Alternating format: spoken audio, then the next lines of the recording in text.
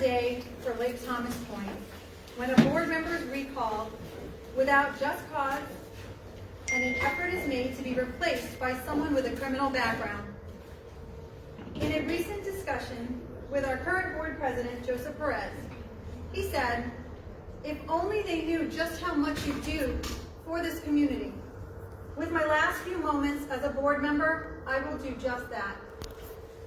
Aside from my community outreach efforts prior to joining the board, coordinating community events, meal trains, and collections for neighbors in need, I spent countless hours as a dedicated board member, serving the community's best interest, whether they knew it or not. I did not waver or fold to the pressures of losing friendships. My ethics remained strong. Unlike other board members, I did not simply show up to the board meetings to cast a vote. I worked all of the hours in between meetings. I leave you with this, a list of the many things that I worked on. Easement agreement.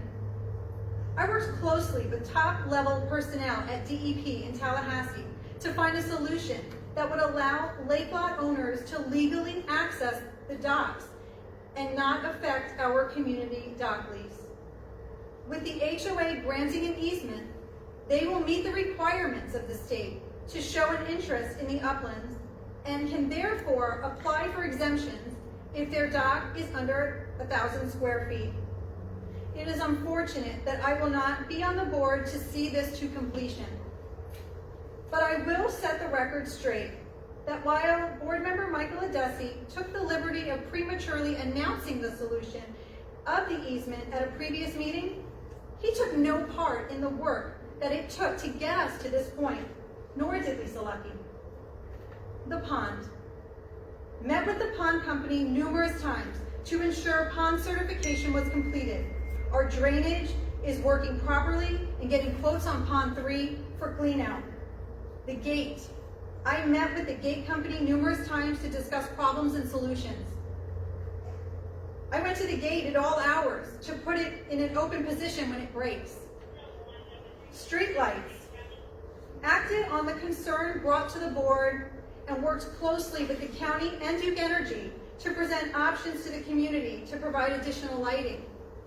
Community enhancements. I created a community poll to gauge interest on enhancements to the neighborhood, such as fountains in the ponds, benches, tree removals, and landscaping replacements. Reserve study. I led this initiative, interviewing and obtaining quotes from reserve study companies. And I met with vendors to obtain quotes for the reserve studies. Management company bids. Last year, when faced with a rate increase, I obtained all of the management company bids, participated in interviews, and provided a side-by-side comparison for the remainder of the board members. I asked if other board members could help get bids. Lisa did not provide one. Role as treasurer. I provided financial updates to the community as well as board members in between meetings. Worked closely with Robin in the finance department to make corrections as needed. We are 3 months into this year and have not received any information from our new treasurer, Lisa Lucky. There are many other things that I could list, but rather than go on, know this. I was never an absentee board member.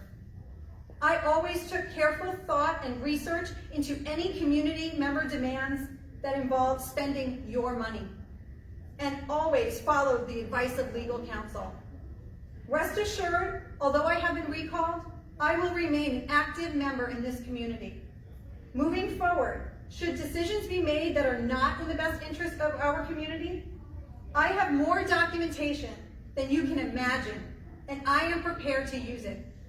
In closing, I'd like to acknowledge former board members George Cole, Lori Lane, and Angela Birtwell. Thank you for enduring the ridicule and maintaining your integrity. Joseph, Kirsten, and Marie. Thank you, Jennifer. My pleasure. Anybody wants to be called back?